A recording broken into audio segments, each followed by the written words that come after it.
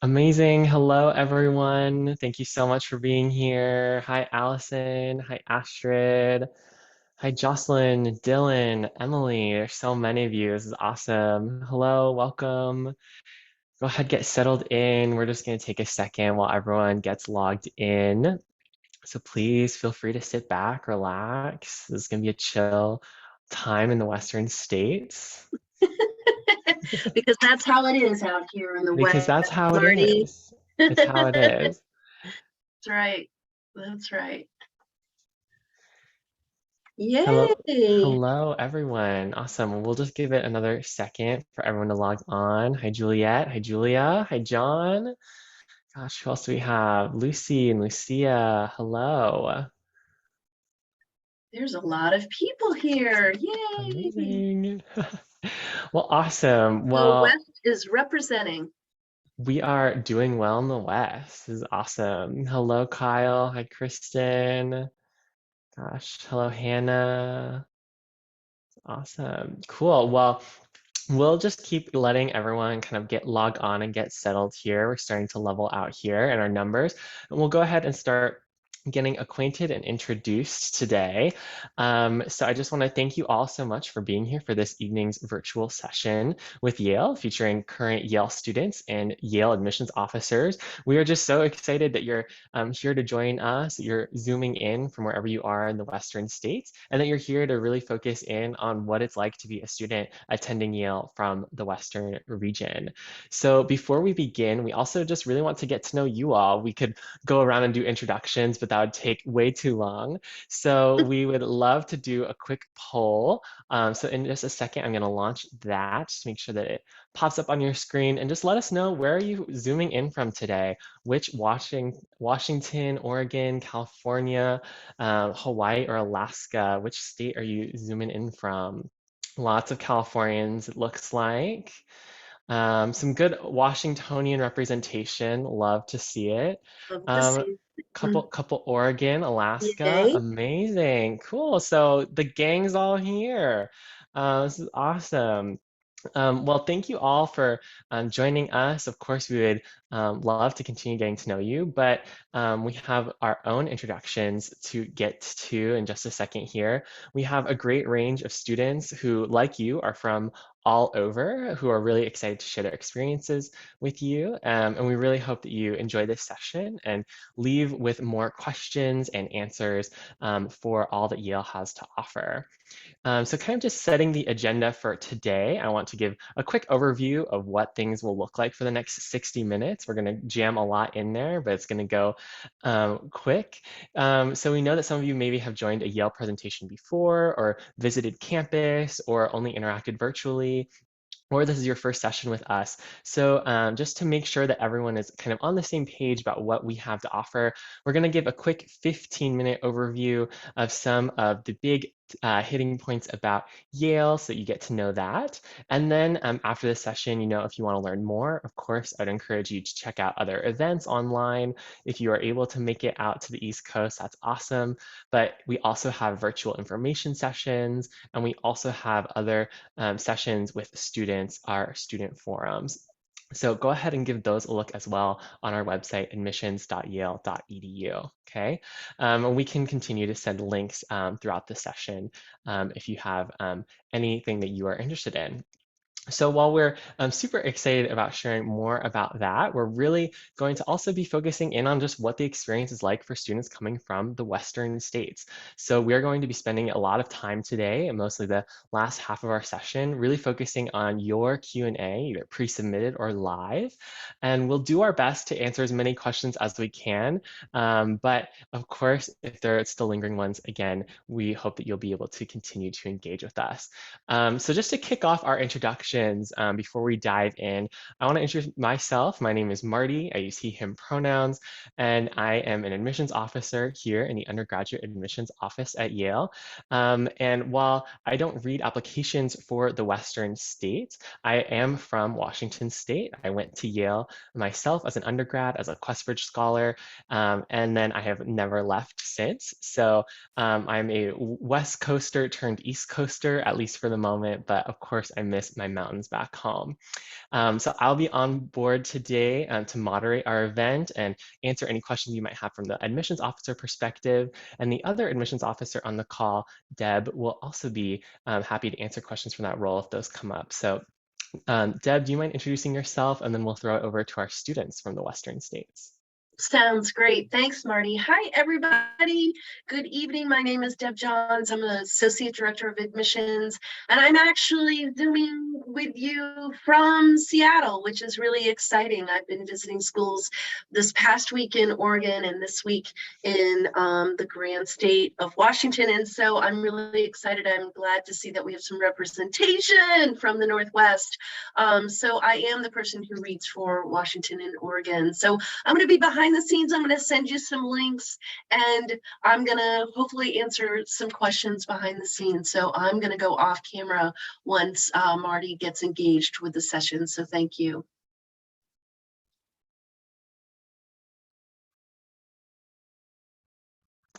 Awesome. And then our student panelists. Hi, everybody. My name is Ryan. I'm a current junior here at Yale, and I'm originally from Wyoming, so holding down the Mountain West representation tonight. I'm a molecular, cellular, and developmental biology major, and I use he, him, his pronouns. Hi, everyone. I'm Renee. I use she, her pronouns, and I'm also a junior here at Yale. I am from San Francisco, California. Bay Area pride, if there's Bay Area people listening, and I'm majoring in film and media studies. Hi everyone, my name is Jordy. I use he, him, or they, them pronouns. I am from San Diego, California, and I am studying a double major in history of science and medicine and in theater studies. And yeah. Hi, everyone. My name's Steven. I use he, him pronouns. Originally, I'm from the Central Coast of California, and I'm a senior here. Hi, everyone. My name's Sam. I am also from the Bay Area in California. I'm a senior as well, and I'm studying history. Awesome. Thank you so much. We are excited to continue getting to know our student panelists. But for now, I'm going to invite everyone to, hang out off camera. And then first, we're going to talk about Yale. So thank you all, and we'll see you in a few. So diving in as best I can in the minutes that I have, I really want to try and capture as much as I can about Yale.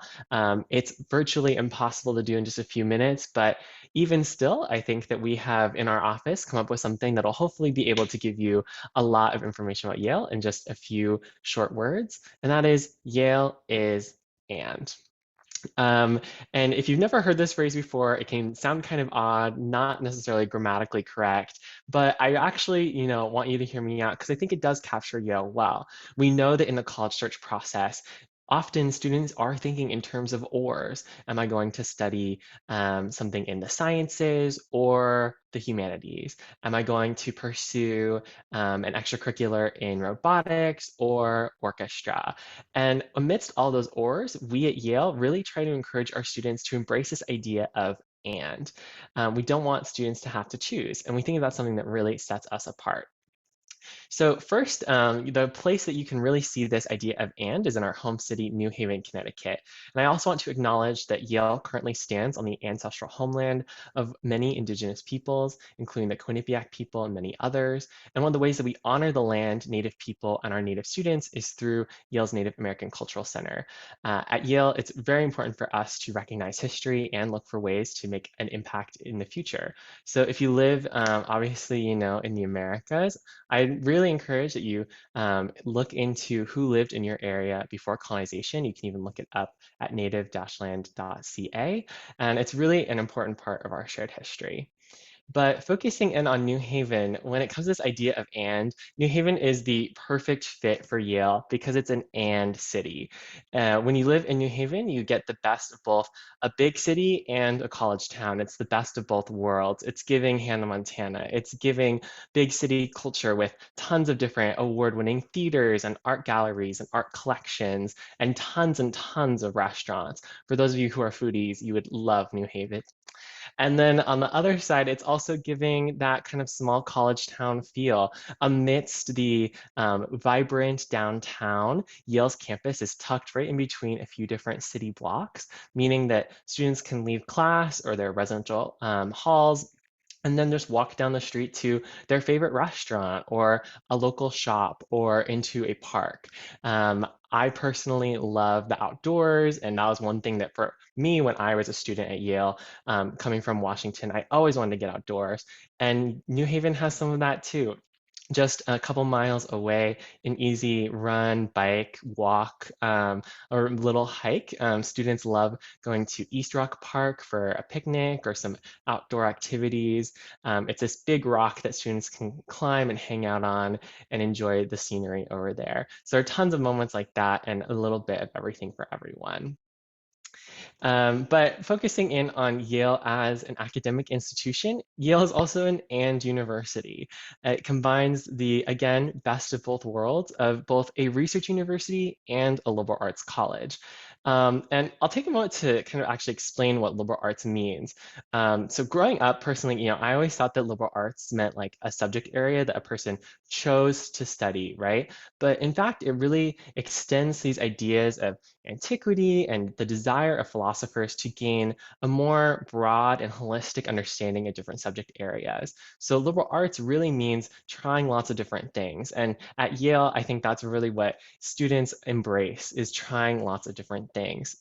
Students can choose from over 80 different majors, and regardless of what they choose, whether that's in STEM or social science or humanities, we ask them to take classes and gain background knowledge in many different areas. We think that makes them better at whatever it is that they want to eventually do. That flexibility was something that was very important to me. And as someone who's very indecisive, having that ability to try different things, not have to declare my major until the end of my sophomore year, that was something that was really important as a student in Yale College. At Yale, also beyond Yale College and all this flexibility, Yale has access to 13 different professional and graduate schools. And again, those professors are working with students who are undergrads every day, serving as their mentors, professors, advisors, and honestly, just friends who also love living at in New Haven and working at Yale. Again, too, that flexibility in students' workloads and things like that is also due in the part because we don't have a core curriculum. So Yale students really have that wiggle room to try different things. For example, in my first year at Yale, I tried a class called ornithology. For those of you who don't know, it's the study of birds. And I had no idea that I was going to end up in a class like that. But actually, it ended up being really cool, taught by one of the world's leading ornithologists. And we got to go bird watching on the weekends. So all the time, Yale students are trying random classes that they never would have expected, all because they have that room in their schedule to try lots of different things and gain those skills that might benefit them even in areas they might not actually study someday. So again, that's how that liberal arts college and that liberal arts vibe is really helping students do whatever it is that they want to. Again, too, we understand that our students are going to embrace anything and everything between arts and sciences and, right? The scholarship that's happening at Yale and, of course, at all of our peer institutions and within all aspects of Yale's academics is world class. And that's because a student's workload only makes up a third of their curriculum. So students are trying different things. And we also have these really cool majors that combine multiple things. So for example, those of you who are interested in physics and maybe philosophy, there's actually a major called physics and philosophy. Or for those of you who are interested in computer science, the list is going to go on, but a few of them might be computer science and economics, computer science and mathematics, computer science and psychology, computing in the arts, and the list goes on and on. So really all of these majors are only one major, and it allows students to combine multiple interests and embrace that and even in the title of their major. And again, that allows them to do better at what it is that they want to. So for example, someone who's really interested in STEM is going to be a lot better at what they're doing if they're also taking a class in English or even theater studies. Getting skills to write a paper, give a presentation. These are things that people in STEM fields do all the time. And on the flip side, someone who's interested in creative writing and is doing a creative writing concentration in the English major, they're going to be better served by trying lots of different things, maybe a sociology class or a psychology class, by learning how to see the world differently through those lenses as well, and have a better perspective on what they're writing. So at Yale, these kind of without expectations for what students have to take, and that flexibility allows students to continue having that breadth and depth to lots of different academic fields and gain important skills. But beyond that, where are students living and learning besides the classroom? It's in our residential colleges. This is really a cool thing about Yale, and it's one of my favorite things about Yale, which is why I like to explain it, because it actually is something really important to share and also could be kind of confusing. So every Yale student is randomly assigned to one of 14 residential colleges, and these are living communities called colleges, not just for first years, but where students live for all 4 years if they live on campus. And each one has its own living space, dorm rooms, as well as own facilities like a dining hall, a library, a gym, things like that, but also many other things, including things like the Buttery, which are these late night food cafe joints where students can take a break from their studying in the library, go downstairs, have some subsidized chicken nuggets or a quesadilla, and then hang out with their friends and then go back to studying. Each of the residential colleges cultivate their spaces to allow students to meet others from all over the world. Being randomly assigned to one of these colleges means that everyone is in a very diverse community amidst their residential college, and each one has their own traditions, support systems from a head of college and dean. So there are 2 faculty members that live in each college and cultivate student life, our academic advisors, and more. So really, the residential colleges have that support and network while also having just lots of fun things to do for students. And if you ask any of our students over the next few questions as they come back on screen in a couple of slides, if you ask any of them which residential college they're in, they're going to tell you that it's the best. But I'm just going to put out there that mine, Ezra Stiles College, was the best. But anyway, beyond that, students are also finding belonging and being on campus beyond the residential college communities. We have 4 on-campus cultural centers, including La Casa Cultural, the Native American Cultural Center, the Asian American Cultural Center, and the Afro-American Cultural Center. And each of those also create space and allow students to plan events or contribute to discourse around identity, diversity, and social justice on campus. And they're also the home for tons of different organizations, including dance groups, performance groups, and they also have their own fun traditions. So I had friends who would always invite me over to the Native American Cultural Center for their movie marathons, or I had friends of mine who would hang out with me in our Filipino group in the Asian American Cultural Center. So there are tons of different ways in which students can engage with their identities and really find support. And again, too, our diverse community recognizes that students aren't just coming from one part of the world, right? Not only are you all coming from the Western states, but students are coming from all over to really embrace their backgrounds and share that with others. We have over 6,000 undergraduate students who use that community and experience to really enjoy this overall Yale experience, not just learning in the classroom, but learning beyond that. We say that Yale may be over 319 years old, but it's every class of Yale students that comes to campus and innovates on traditions and reinvents this university to make it their own. Yale students are valuing that tradition, but also seeking out that innovation to really make those years on campus very special, meaningful experiences. So as we kind of wrap up here and as our students start to come back on screen, I just want you to continue thinking about embracing this idea of ands instead of ors. And as you continue to go through your college search process, you might find some of these resources really helpful as well. So with that, I'm going to stop sharing my screen, and we are going to move into more of a question and answer session for you all. So I know that the Q&A has been popping. We're going to start with a few questions just to get our students talking about their experience as Western States students, and then we'll go from there. Thank you all so much for listening. Great. So let's go ahead and just reintroduce ourselves. This time, I'd love to hear a little bit more about what are the other things that you all do on campus. Again, you can say your majors. Maybe this time, now that we're all familiar with residential colleges, that might also be fun for students to hear as well. Awesome. Again, hi everybody. I'm Ryan. I'm a junior here at Yale. Again, I'm a molecular, cellular, and developmental biology major on the pre-med track. Outside of the classroom, I work in the admissions office as a student worker. I hike and camp with Yale Outdoors, swim with Yale Club Swimming, and this year I'm the president of the Benjamin Franklin College Council. So I get to plan some cool college events in our residential college, which, as Marty said, Benjamin Franklin is the best.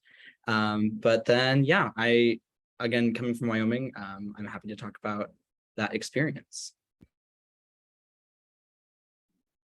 Hi again, everyone. I'm Renee. I'm a junior in Pearson College, the best residential college at Yale.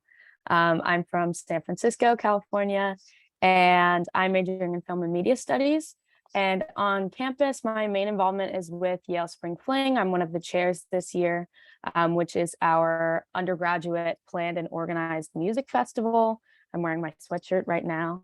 And then I'm also really involved with undergraduate film production, and I work in the Yale School of Art darkroom. Hello, everyone. My name is Jordy. Pronouns are he or they, from San Diego, California. I am a junior in Trumbull College, which is the best, but we don't have to say that it's the best because we just know it is. And I'm a double major in the history of science and medicine and in theater studies. Outside of class, I am involved with a lot of theater at Yale, clearly. I'm also on the Model UN team. I work as a tour guide for the admissions office, and I run an acting theater troupe called the Playhouse. Hi again, everybody. My name's Steven. I use he, him pronouns. Originally, I'm from the Central Coast of California. I'm also in Benjamin Franklin College like Ryan, so I can confirm the events he's been putting on are awesome. I'm a senior and I'm studying political science in the combined BA-MA program. On campus, when I'm not, in class, I am a part of the tour guide program, much like many of the other people on the call. I also am part of, or was part of, the Global Research and Consulting Group, which is a nonprofit pro bono consulting organization on campus that helps nonprofits around the world. So that was really awesome. And then I've also been pretty heavily involved in political science research on the comparative politics and American government side of things. Hi, everyone. Once again, my name's Sam. I'm from the Bay Area in California. I am a senior in Stillman College. I think it's the best college. Everyone thinks it's the second best college, which means it's actually the best college. And like I said, studying history, some stuff I've been involved with on campus. I was really involved with the activities council in my residential college. I was a barista at a student-run coffee shop we have called the Acorn, which is in Silliman. Like many others, I'm also a tour guide on campus, and I'm involved with a Jewish organization on campus as well. Amazing. Thank you so much, all of you. Clearly, no one is busy, and clearly everyone has time to do moments like this. So thank you all for being here and sharing all of that. I guess first things first, I'm curious about your story about getting to Yale. So I'd love for maybe a couple of you to share what got Yale onto your list when you were kind of going through the college search process and thinking about where to apply.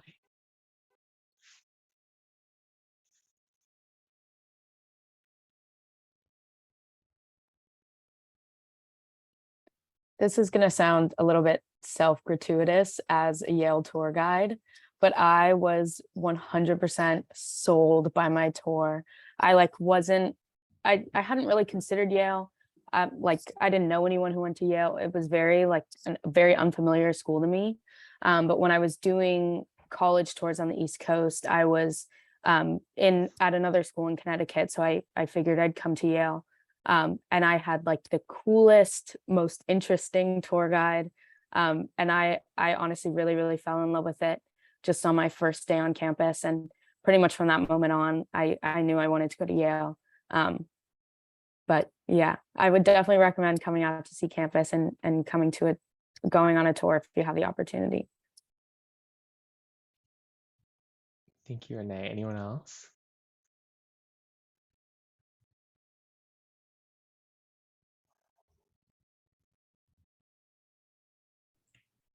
I can jump in. Yeah. I similar to Renee, I took a tour that I really loved. I really appreciated the structure of Yale even before I got here. Just when I was like taking a look at it as a prospective student, I think the residential college really struck me as this amazing community institution within Yale. And it wasn't just something that was theoretical, it was like a physical structure that was such a big imprint on campus. And I really love that there were such intentional spaces for community, such intentional spaces for classes and clubs and things like that. But at the end of the day, everyone automatically had that residential college community from day one. And I think it has definitely been one of my favorite parts since I've been at Yale, which is that from day one, like you have a 400-person family, and that's your residential college. And that's there as you try to, find your other families at Yale. And it's a really nice thing from day one. Amen to that. I totally agree. It was something that was very important to me as well when I was first interested.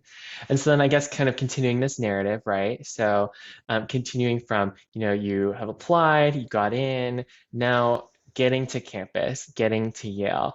What was that experience like for you all, especially coming from the West Coast? Were there things that you had to adapt to or things that stood out to you about moving to Connecticut?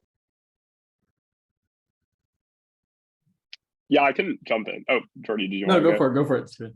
Yeah, no, I was gonna say I think the thing that like surprised me the most was just how easy it is to get around the Northeast. So something like coming from where I live in California, like we don't have public transportation, and really you're gonna be driving like almost everywhere, and it's gonna be a long drive. And so like I kind of had this like built up expectation that it was gonna take me a long time to get to Yale, and even like flying from like a small airport to the Northeast, it was like very easy. And also like we're so connected to Boston, Washington D.C., and especially New York. That like getting physically to Yale is very nice. I will add like things that I've realized since being here that are quite different from being home is just like we actually have at least in California I don't actually have seasons. So being at Yale is like already a beautiful campus, but in the backdrop of like the first snow and then the leaves changing colors really is just like make being here, like going to class, like extra magical, at least for myself coming from California. So that's been especially amazing. Yeah, I'll just add in, definitely the public transportation was huge. Being able to go to New York City and to Boston without ever having to step foot in a car has really been wonderful, especially also knowing that Yale is so walkable. Like your furthest points of campus are probably a 20-minute walk. Is super convenient. I'd also say that adjusting to cold weather is something that I was scared about coming to Yale, but ultimately wasn't really something that I ended up being too freaked out about. All you really need is a good winter coat and some gloves, as what I've learned. And the great thing is that if you're on financial aid, Yale has a program for students who don't have access to winter coats or winter clothing back home.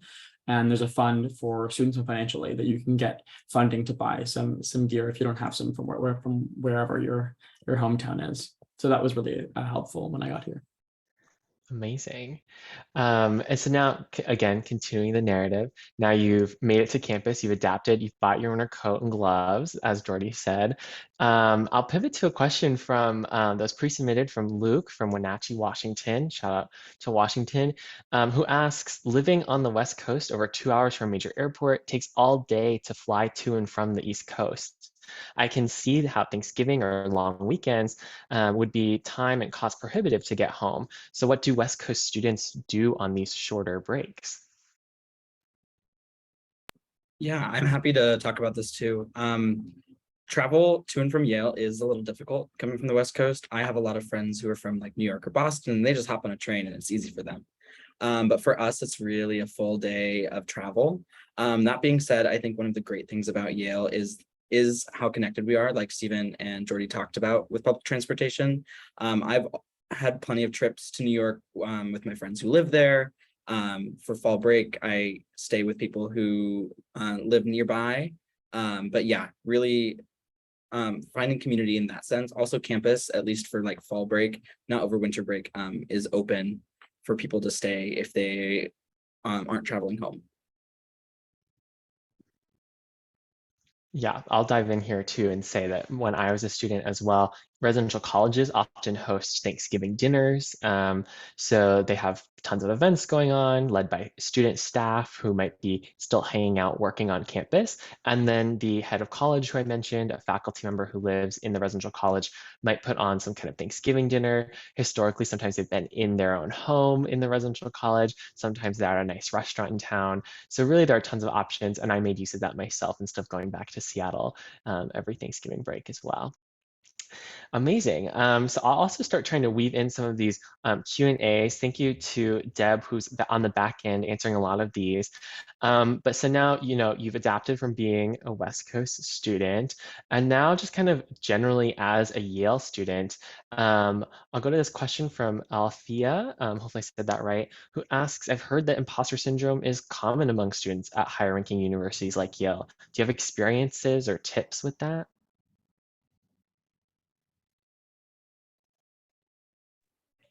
I can answer this one. I think one of the nice things about arriving to Yale is that you very quickly discover that there's no such thing as a prototypical Yale student.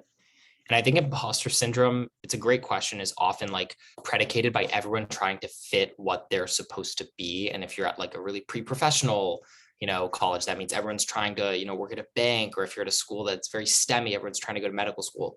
But I think what's amazing about Yale is that there's really no such thing as an average Yalie. And I think that people become very comfortable early on, kind of being their own person at Yale and crafting their own version of Yale. And I think that goes a long way in creating a culture that doesn't have a lot of imposter syndrome, because you're not all trying to fit like one mold of a typical Yale student. So I would love to hear what others think about that, but I think that's a powerful part of about being a Yale student in your first year. I can also speak to this. I think that Yale is so inherently collaborative that students are really rarely worrying about what other people are doing in terms of through a lens of competition. If anything, I think that people are so passionate about what they do here at Yale that you get excited about what other people are excited about, and therefore there really is no space for you to think about whether your desires are valid, because other people are already excited about what you're excited about. And that goes for anything, whether artistic or athletic or academic. If anything, I've been so surprised to see people who, for example, who don't like theater and who don't really watch theater will come and watch a show simply because I'm doing it. And that has been wonderful to see, to have people who be like, I've never seen a musical and I hate musicals, but that was honestly lovely and I'm so glad I came. And I do the same thing, right? I go to my friend's senior theses presentations in biochem, and I have no idea what anything about biochemistry is. And so you really quickly begin to learn, as Sam said, that there is no kind of cookie cutter version of a Yalie, and that everyone is just really motivated in their own respective field, and people appreciate and honor and respect whatever it is that people do here at Yale. I think there's also a fear of like, oh, like I do art, I do humanities, like, will I feel, not good enough compared to STEM students? Or people who do STEM would be like, oh, like I'm not creative, or I don't do art. And truly, I think what I found is that people honor and love and respect what every person brings to the table, because everything that we do is different. And that's what makes us a really great community. Well, so beautifully put. And so one of the things I also wanted to touch on that Jordy brought up was on this idea of like, I'm just going to go to my friend's show. Like, I'm just going to go to this event. I feel like I'm seeing a lot of questions about community and culture. Again, that idea of collaboration goes even into just coming up with a weekend plan. It might be as simple as, oh, hey, so-and-so at the dining hall told me about this a cappella concert tonight. I think I'm going to go and like support so-and-so who I didn't even realize did a cappella. And you can have tons and tons of different examples of that as they come up. Thinking back to, this other part of that question about imposter syndrome, or just, adapting to campus and things like that, I'm really interested in hearing more about resources on campus. So a pre-submitted question from Manu from Los Altos, California asks, what resources does Yale provide that support students both academically, but also as humans with individual identities, and how effective or used are those resources? If anyone has some that they want to highlight. Yeah, I'm happy to talk about this because I think that Yale has such a wealth of resources that no Yale student will be able to tap into all of them by the time they graduate. One of the ones I really enjoy is kind of this group of advisors that all first year students get when they come to campus. The first is going to be a residential college dean who is in charge of kind of your academic and personal well-being on like an administrative level. The other is your faculty advisor in your primary academic area of interest, and they're going to help you pick classes. And then the last one that was honestly my favorite is a first year counselor or FROCO, which I know Marty was. And these are seniors in your residential college who are responsible for a group of about 12 to 15 students, and they kind of just take you under their wing. They answer your questions about social, personal, academic issues or questions you may have. And really, they're just super helpful in guiding you through your first year here at Yale.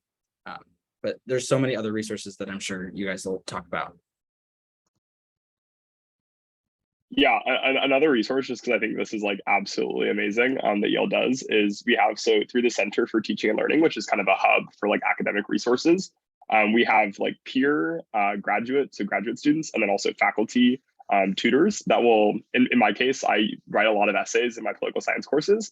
And so these like faculty members will I will schedule like a 30 or 45-minute appointment with them, and they will line edit my essay for me, like literally word for word for like 30 pages sometimes for like longer essays. And they'll do that like literally every essay I write. And so I think like that is emblematic of the way that we think about academic resources here at Yale. Like, though that's just one example, it really is focusing on making sure that every student always feels supported. So no matter kind of what background you came in with, because everybody recognizes, you know, not all high schools are the same. We have resources to make sure all students can succeed and really become better students in whatever field you're pursuing. That's awesome. The list of resources goes on and on. One other set of resources and things I think we could also talk about, seeing lots of questions that are coming up about safety in New Haven and at Yale, if anyone would be able to speak to that experience. Yeah, I can talk a little bit about safety on campus. So I grew up in San Francisco. I grew up in a city, and I personally have like never felt unsafe in New Haven or on Yale's campus. I think a lot of some of the stigma that comes around New Haven is like pretty falsely placed onto New Haven as a city. I think it is a city, and that comes with sort of a level of self-awareness, especially for walking around at night and things like that. But not only have I found it to be, you know, not anything necessarily different than any other city, but Yale also has a lot of resources for students.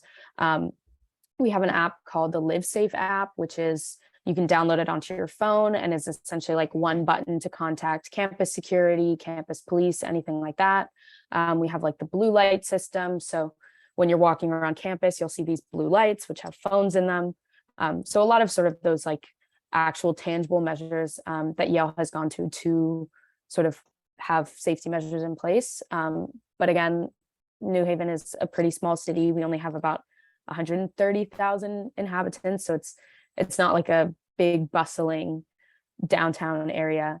But yeah, it definitely still is a city, and we still are in downtown. So, you know, it's not like a fully closed off campus or anything like that. But I definitely have never felt unsafe or necessarily targeted or anything walking around campus. Yeah, I always say that common sense is one of your best tools when it comes to living in a city. I also grew up kind of in a smaller town, you know, somewhere where I wasn't used to a big city. But I think that's another thing too. When we talk about New Haven as a city, it's not overwhelming like Manhattan or anything like that. I really think, yeah, it's doable with some common sense. And yeah. So another question that I think would be also, you know, cool to be thinking about this story and our journey to Yale. What's something that you didn't expect when starting up at Yale and that ended up being an amazing experience? I have sort of a funny answer for this one. So my older brother didn't go to Yale, but I was like a chorus kid growing up, and we had this deal that if he joined a chorus while he was in college, I would walk onto the lightweight crew team as a coxswain when I came to college. And so I was a lightweight crew on the a coxswain on the lightweight crew team. There we go. For my whole first year of college. And I absolutely adored it. I was never like an athlete or a sports person or somebody who really thought that would be my niche in my first year of college. But I absolutely loved it. I loved the team. It totally got me out of my comfort zone coming into college, to just be in an environment that was totally different from mine. And it was also very fun to sort of join this team and then see everyone else around me be like, that's the coolest thing. Like, I hope you're having so much fun. So it was very fun to just get to explore something totally like so different from what I had thought my college experience would be like. And I didn't end up doing it for my whole college years, but I'm so glad that I did it for my first year. I like to think that it was very formative for who I am at Yale now. But yeah, there's definitely a lot of opportunities to just dive into something super different from what you've ever done before. Something that I'll speak to that's not as exciting as being a coxswain on the lightweight crew team is there's this general culture at Yale, and we make fun of it all the time, but I actually think it's really endearing. And it's the like, let's get a meal culture at Yale, which is that people are so busy at Yale that one of like the primary social interactions that people have is like inviting other people to get a meal at the dining hall. And I find myself like really committing to scheduling like meals with people like all week, because there's a lot of people that I don't see a lot because we're in different clubs or different academic areas or what have you. And it's really wonderful to just be like, oh my God, this week I have like 5 lunch meals that I'm scheduled with all of my friends that I don't really see. And you sit down for an hour and a half, and you just talk over a meal. And again, I say that and it sounds so simple, but it really is like really wonderful to have that outlet. And it's one thing that I think we never really realize we lose, because in high school you have like a cafeteria, or you have like a big space where everyone hangs out and eats together, and you have a dining hall, but people are sometimes going in and out, and having that opportunity to really sit and be like, I would love to just sit and chat with you for an hour and a half, is an amazing cultural thing that happens at Yale all the time that I really love. And you can walk into any dining hall and people will be having meals like with but one-on-one or in groups all the time. And so, for example, there's a lot of pre-orientation trips. So for example, I lead foot trips, which are first year outdoor orientation trips. We take kids backpacking. And I've led 2 trips so far, and I was on a trip my first year. And all 3 of those groups, we have weekly dinners. So 3 out of the 5 dinners on a given week, are all 3 of my different foot trips. And it's amazing. And been doing it for 3 years, 2 years, and now this is our first year on the one I just led. And it's just a wonderful way to connect with people over a meal. So. That's awesome. I love that. And I mean, that's a great example of kind of the culture at Yale. And I'm seeing lots of other questions that are coming up about the culture at Yale as well.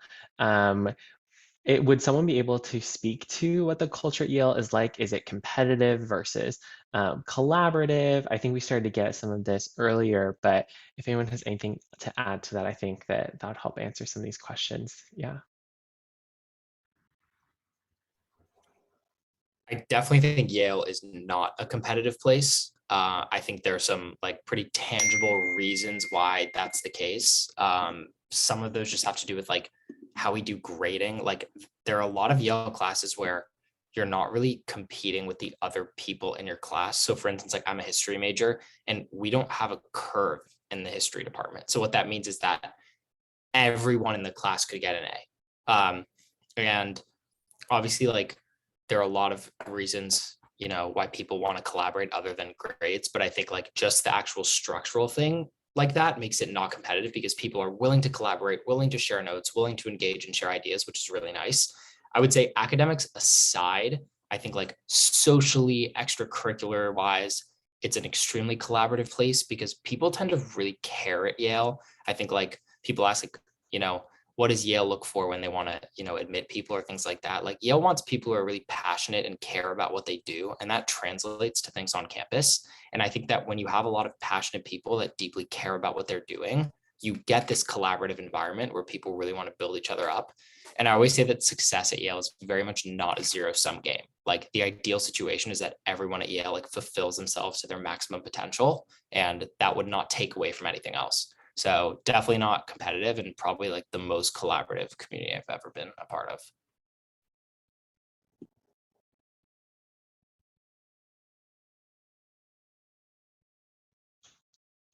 Amazing, thank you. I think some other things that are coming up too when thinking about this idea of competition or just mental health as well is something that I'm seeing a lot of different questions about. How does Yale support their students mentally, academically? Do professors help in this regard? Are there other resources for mental health specifically? If anyone would be able to share about those. Yeah, I'm more than happy to talk about this. So I already mentioned some of the advising features, and I think that those, like leaning on those, are helpful resources in easing some of the stress when it comes to academics. In addition, for more like formal mental health resources, Yale Mental Health and Counseling is a free service offered through Yale Health, available to all students. And so, like I said, that's a free full therapy and psychology. And then we also have what's called YC3, or Yale College Community Care, which is kind of more drop-in hours for mental health. And then also, if you're struggling like to keep up with the class, professors are generally more than willing to accommodate moving assignments around, getting exams moved around to kind of make sure that you are staying afloat during the semester. College is hard, and so being willing to ask for help is something that I learned to do very early on in my Yale career, and I encourage you to do that even now in high school. Thank you, Ryan. I'm seeing a really cool question, which I think will help us go into lots of different directions. How does Yale support students in finding extracurricular opportunities, research, and internships? So maybe I can have one per person for each of those three really quickly, just hit on those, and hopefully that'll help answer some of these questions. So maybe if one of you could talk about finding an extracurricular or how we find extracurriculars at Yale, and then one more for research, and then one more for internships. I can talk about extracurriculars. I think that it is virtually impossible at Yale to avoid an extracurricular or avoid hearing about an extracurricular. Students at Yale are very committed to making sure that you know that their club exists and that they are looking for new members, because they always are. So we have an extracurricular bazaar at the beginning of every year where every single group on campus has a science fair three-fold poster board where they put up pictures of their club, and students stop by and take a look at their groups for a couple of hours early in the semester. Additionally, a lot of student groups will do what's called tabling. So they'll have a table in the middle of campus where they'll give out food and encourage you to sign up for their newsletter. I made the mistake of signing up for way too many newsletters my first year, and now I still am like unsubscribing from them 3 years later. Additionally, we have a directory of all of our clubs online, so you can scroll through by category, whether it's advocacy or whether it's arts or science-based extracurriculars. And that's really a huge way to kind of get a larger overview of all the groups here at Yale. But truly, I would also say that people join clubs as late as their senior year. Like, you don't need to be in a club starting your first year to really get involved into it. I just started one this semester. So truly, you can create a new club if there isn't one that you found that's already existing. You can join things as late as your senior year. And then people who audition for improv groups in their senior year. So truly, you have so much flexibility, and there are so many clubs, like a ridiculous amount of clubs at this school. So you'll definitely find where you fit pretty easily.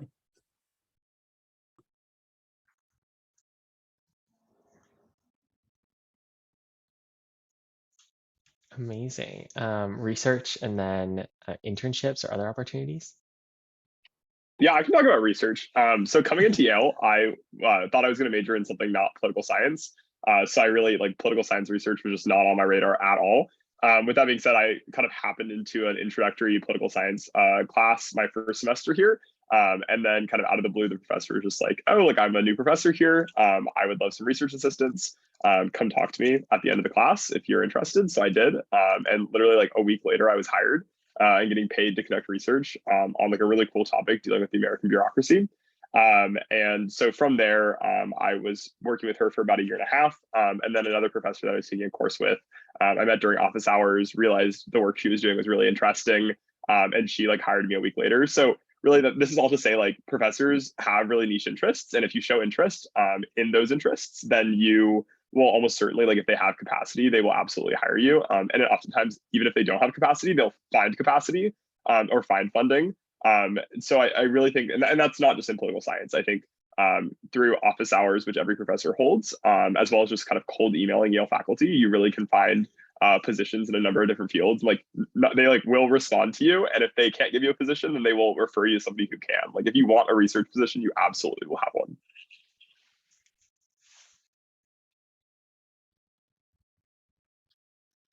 And internships?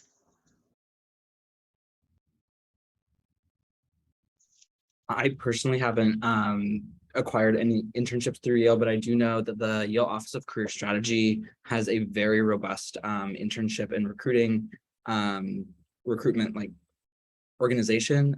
They send out personalized weekly newsletters. So depending on what your area of interest is, they'll send you a newsletter every week with job opportunities or internships that are tailored to your interests. They also have this really awesome resource, which I've used multiple times, but they'll review your resume for free. You send them a copy and they'll get back to you in like 3 to 5 days with notes on that.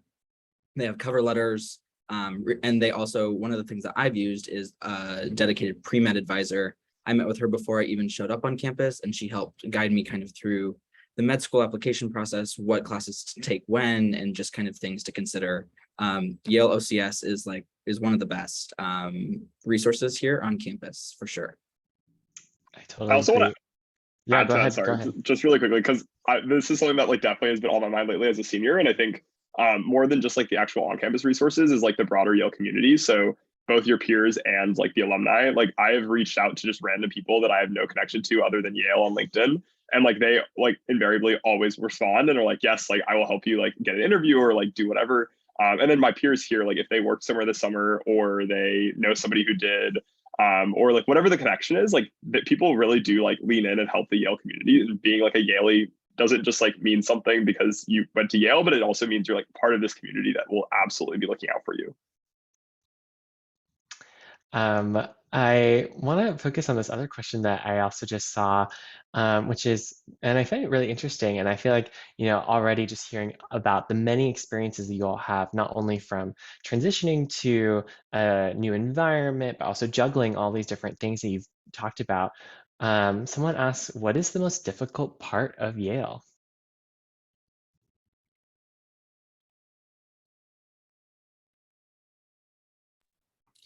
I think for me, probably the most difficult part of Yale, and it was a realization that happened sometime during my first year, was that I was not going to be able to do everything that I wanted to do.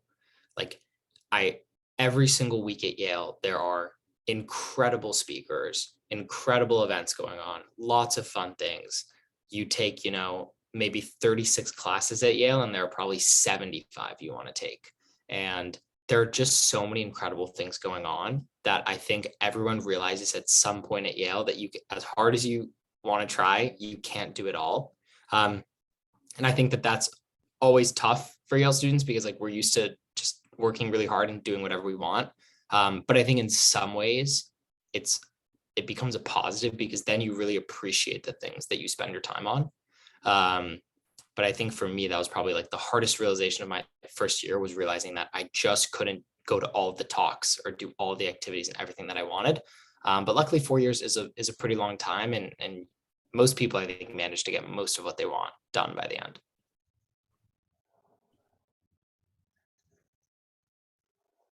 Someone else want to add to that? I think maybe one of the most difficult things about maybe it's just coming to college is like giving myself a little bit more forgiveness when I'm not perfect at things. I think by the time I got to like my senior year of high school, I was like, okay, I'm good at this, I'm good at that, I'm good at that. I'll do those things. And you come to college and like it's a whole different landscape, and you're trying new things and putting yourself out there and auditioning for things or applying or you know, trying out for a club or things like that. And I think part of like a lot of my learning curve of like getting used to college and feeling comfortable here was that like not everything that I try to do I'm going to be amazing at. There will be things that I will try, and I will acknowledge that there's somebody else who can do it more competently than me, or it's not the thing that I want to be spending my time at, that I don't have to be the best at the things that I do, or at everything that I do. So I, in my freshman year and even now, I go to the pottery studio a lot, and I'm really, really bad at pottery. I'm horrible at it, mostly because I often will forget to take things out of like the urn or the kiln or whatever it's called. And it just has been a good practice for me of like, there are things that you can do that are for fun and not just for like perfecting a craft or, you know, trying to learn more. And sometimes things are just for fun. And I think that was a hard lesson for me to learn, but one that I'm very glad that I have learned. Amazing. Thank you all. I'm just going to give us all just a quick time check. We're in our last few minutes here. So I want to, again, just continue to thank you all for your questions. I know that with the time we have left, we won't be able to get to all of them. So again, I'm just going to say, if you have questions, feel free to hold on to them, remember them. Please continue to be in touch. We have an online portal where you can send in questions, which can be answered by students or admissions officers every day. We are checking it. And we also have tons of other sessions and forums as well for you to continue to engage with. But kind of as we go into these last few minutes, I wanted to kind of have a nice closing. So maybe if each of you could share, there are lots of different questions that I'm seeing about wacky traditions from residential colleges or on-campus traditions at Yale or other favorite places to hang out around campus, favorite study spots or favorite places. So if each of you could just share, we can just go around maybe in the order we introduced ourselves. Ryan, if you're able to come up with one of what just one of your favorite things of one of those. Yeah, for sure. I think one of my favorite spots on campus is called Cross Campus. It's this big grassy area right in front of the main library. And on a warm day, you just see so many people just kind of hanging out on there. My friends and I like to do what's called sabzing. We call it seeing and being seen on Cross Campus. So we just sit there and do work. And it's just a really fun opportunity. And I think it really drives home the point of the collaborative nature of Yale. Is it favorite spots on campus or favorite traditions? Or Yeah, anything? either. Okay. Favorite spot or tradition? My favorite tradition is Spring Fling, which is the student music festival that happens every spring. It's like a big celebration of classes ending every year. And we have a bunch of really cool big name artists that come perform on Yale's old campus. And it's fun because I help organize it. So it's fun to see all the work come to fruition and see every single person that I have ever known or seen on campus coming out to admire the work. This is a hard question. I would say my favorite tradition that happens every year is the Yale Symphony Orchestra Halloween show. This is a show that happens every Halloween, no matter if it's a Monday or a Thursday or a Sunday. The Yale Symphony Orchestra will completely write, film, edit, and direct a silent horror film that they'll play at the stroke of midnight every Halloween.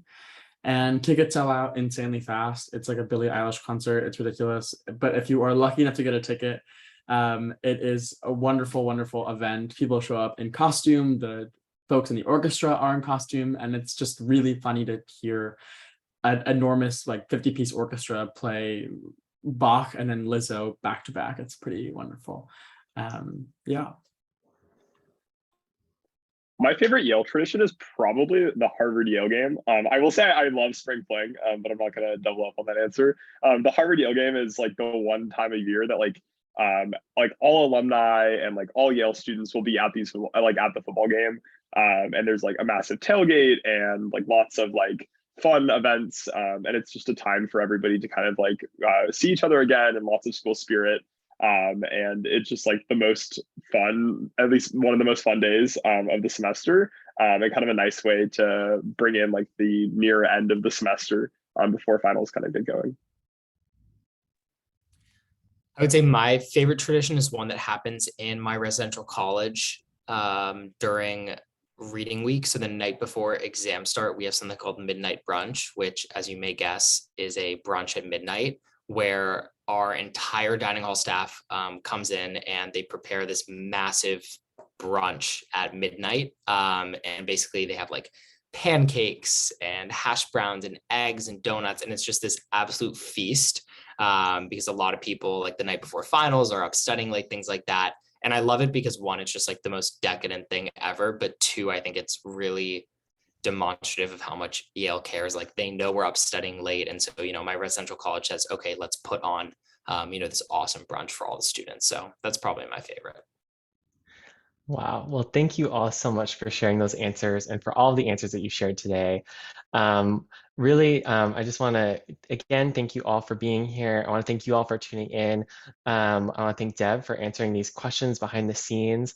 The last kind of question that I'll answer myself that really stood out to me was, what is one thing you miss when you're not on campus and what would you gladly do without? And I feel like I just want to end on this note that whether it's one of these specific things, hopefully I can speak for all of us in answering that, whether it's, a specific thing like the traditions or places or people that were mentioned in these answers that you just heard, I think really we all come back to the community as kind of that big, broader answer to that.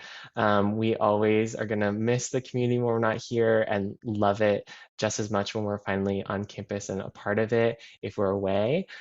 So again, thank you all for being here and have a wonderful rest of the evening and thank you.